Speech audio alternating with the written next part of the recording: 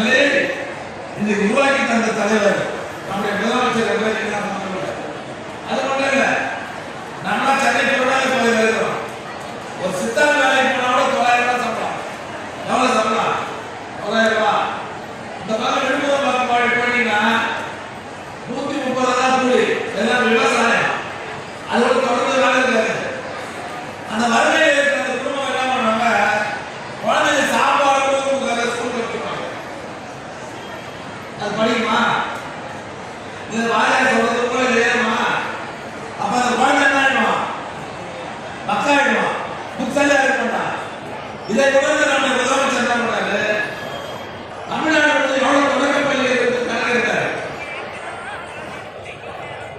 எவ்வளவு மாணவர்கள் படிக்கிறாங்க கணக்கெடுத்தாரு. 21 லட்சம் மாணவர்கள் படிக்கிறாங்க கணக்கெடுத்ததுக்கு அப்புறம் அந்த குழந்தைய காலையில உணவு தரணும்னு சொன்னா எவ்வளவு பணம் செலவாகும் கணக்கு போட்டு 6 கோடி ரூபாய் செலவாகும் சொன்னாங்க. இன்னைக்கு 6 கோடி ரூபாய் வந்துட்டு காலை உணவு அந்த மாணவர்களுக்கு தருகிற திட்டத்தை செயல்படுத்துகிற அரசு தமிழ்நாடு திமுக அரசு தான் என்பதை நீங்களாம் மறந்துவிட. அந்த திட்டத்தை பஞ்சாப் முதலமைச்சர் வந்து தொடங்கி வச்சார். சேதாப்பட்டா நீங்க டிவியில பார்த்துருப்பீங்க.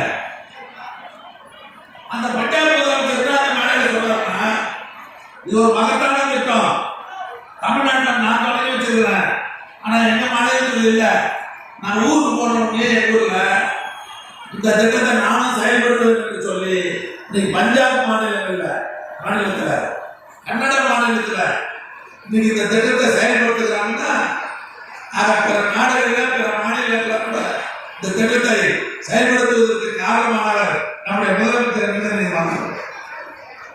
ரேஷன் கடைக்கு போறீங்க,